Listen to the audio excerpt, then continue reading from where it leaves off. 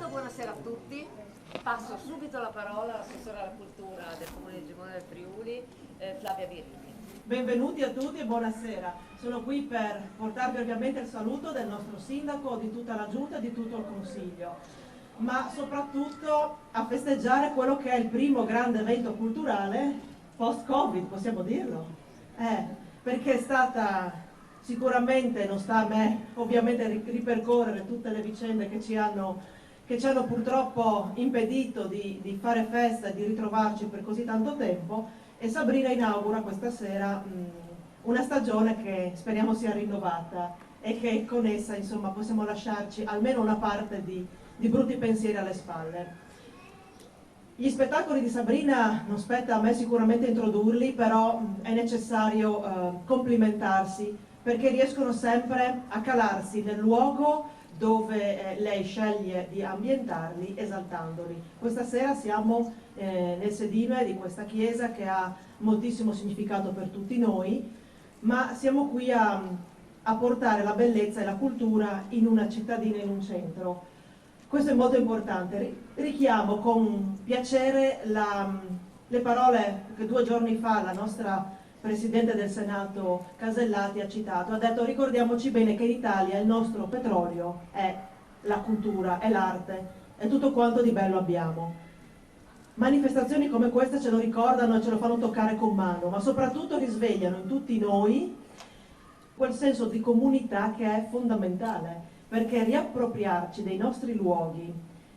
reinterpretati come questa sera, quindi non guardati così, dati per scontati come li incrociamo nel quotidiano, aiuta a rendere viva la comunità. E la comunità è viva se ognuno di noi in qualche modo si fa portatore di tutto quel passato che abbiamo ereditato e ci proietta al futuro e ci dà quella vitalità anche economica che ci serve per ripartire. Quindi benvengano queste iniziative, iniziamo alla grande con Sabrina, e permettetemi solo di fare un ringraziamento non solo a tutto il suo staff che con sempre grande garbo si cala nella nostra realtà comunale, ma anche a tutti gli uffici e le maestranze che operano nel nostro ente, perché dietro a ogni serata, per questa ora che noi godiamo, ci sono giorni e giorni di lavoro. Quindi grazie a tutti e buona serata.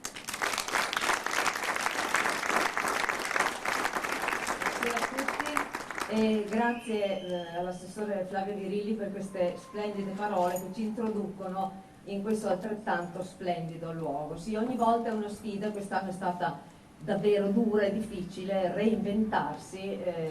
con nuovi spazi, con nuove modalità, per cui questo è un segnale forte perché la cultura deve assolutamente ripartire, e soprattutto lo spettacolo dal vivo, che è quello che ha sofferto di più. Ripartiamo alla grande. Mi piace sottolineare che il Festival Maravei quest'anno si catapulta su palco all'aperto, già lo abbiamo fatto al Castello di Colloredo. Per la prima volta utilizziamo questo spazio a Gemona e spero, visto dato che abbiamo già visto altri spettacoli nel corso degli anni nel sedime di questa chiesa, spero che questo possa dare il là a ulteriori occasioni, a ulteriori manifestazioni, perché davvero è un angolo splendido, un angolo di memoria che ci riporta, che bisogna rivivere, come diceva appunto l'assessore, nella stretta contemporaneità. E questo spettacolo e l'intero Festival Maravei si fonda proprio su questo forte legame tra il passato e un presente che mi piace pensare essere futuribile. Maravei Dress, questo è il titolo della 19ª edizione del festival, si occupa di abiti. Certo, di abiti, così come di oggetti o di qualsiasi altra cosa, ci si può occupare da diversi punti di vista. Maravei Dress vuole praticare 2 vie importanti, che sono da un lato il concetto dell'abito inteso come rigeneratore di identità su 2 fronti ancora, perché l'abito può mettere in scena l'identità ma può anche occultarla nel momento in cui l'abito diventa travestimento, cioè divento qualcun altro.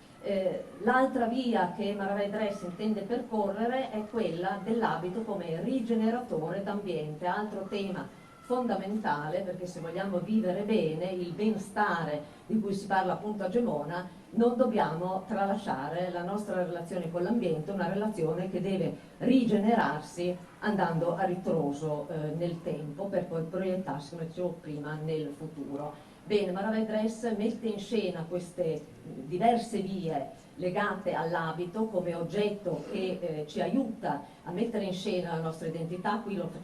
fanno su palco, ma è importante capire questo aspetto ogni giorno, perché ogni giorno comunque noi ci presentiamo, prima che agli altri ancora a noi stessi. Il festival quest'anno si è concentrato nel mese di luglio, abbiamo inaugurato questo percorso a Grado, la Casa della Musica di Grado, che come vedrete appunto nel pieghevole è visitabile, aperta fino al 31 di luglio, poi lo spettacolo del Teatro Incerto a Colloredo e questa sera appunto a Gemona con Trasformismi. Uno spettacolo davvero importante su più fronti. Prima di tutto si inserisce assolutamente nel concetto dell'intero festival e poi c'è stato davvero, sono testimone di un grande lavoro da parte di tutti. Trasformismi è una messa in scena di uno spettacolo di Claudia Pontin Arlecchino che si intitola Né serva né padrona, di cui avete tutti i contenuti nel libro che trovate nella parte destra del sedime.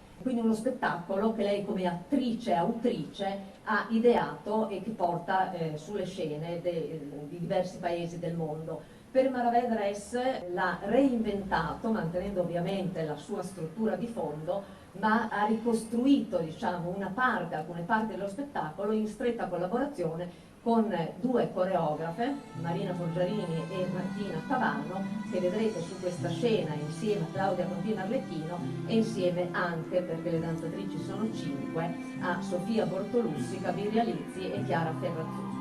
Io ringrazio prima di tutti ovviamente tutti gli artisti perché hanno fatto un gran lavoro e vi spiego perché. L'attrice autrice Claudia Pontin Arlecchino, che tra l'altro è nota in tutto il mondo per essere stata la prima donna a reinterpretare su se stessa la figura di Arlecchino. Nello spettacolo Né serva né padrona e in Trasformismi, che vedrete questa sera, in scena con dei trasformismi a vista una storia, un excursus dell'abito femminile dal Cinquecento per catapultarsi nei nostri giorni. Questa trasferta, diciamo, nel contemporaneo trova una rivisitazione,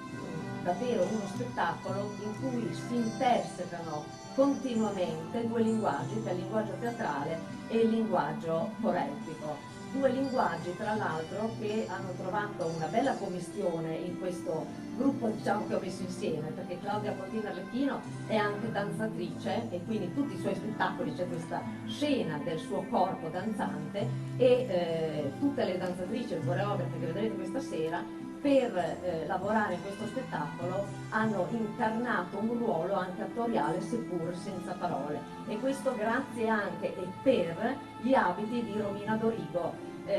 straordinaria stilista friulana, giovanissima, che diventa un filo conduttore di tutto il festival, quindi prima sui palchi teatrali e poi la vedremo invece con i suoi abiti in esposizione alle Valle Gallerie di Tirano e Capodistria. Un grande lavoro, viene supportato e si mette in scena grazie e con le musiche di Luca Fantinuti. Anche lui ci fa questo excursus dal Cinquecento fino ai giorni nostri,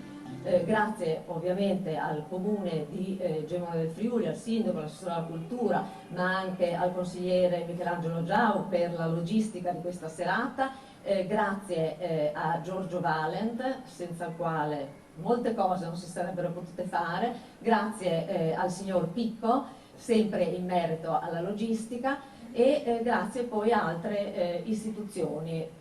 Porto Arlecchino e Orto Teatro per la logistica e il di più che solitamente non si fa e loro lo fanno, Orto Teatro anche per la strumentazione legata al fonica che viene diretta ancora anche quella, oltre alle musiche composte da Luca Fantinutti. Grazie poi a due scuole fondamentali di Gemona del Friuli, Petite École e Gemona Danza, non solo perché hanno messo a disposizione le loro sale per le prove coreltiche, ma anche perché qui a Gemona ci aiutano, credo, a far crescere nei giovani la bellezza, la professionalità di un linguaggio e il rispetto e la relazione con il prossimo, valori fondamentali di cui questa società ha sempre più bisogno. Grazie a tutti e grazie a voi per la pazienza, sono sempre troppo lunga. Buona serata.